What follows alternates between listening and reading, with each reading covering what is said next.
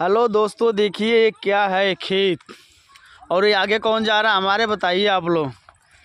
ये देखिए एक लोग खेत घूमने जा रहे हैं। मकर संक्रांति के अवसर पे आनंद ले लेना। ये देखिए क्या है, ये देखिए क्या है।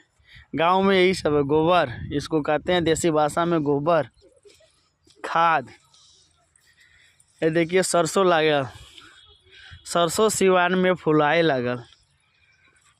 और ये देखिए लहसुन बोया हुआ है, लहसुन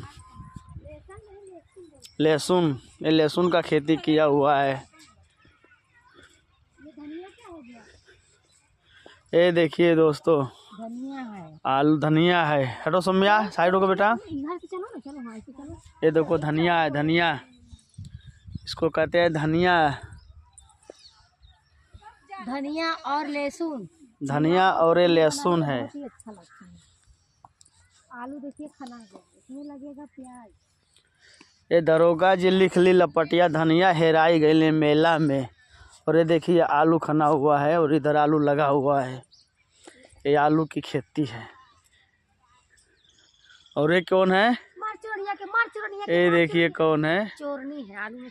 ये चोरनी है, आलू चोराने आई है। देखिए चेहरा दिखा दो जी, चोरनी है, चोरनी। और इधर देखो एक तो लीली गाय खड़ी है। नीली गाय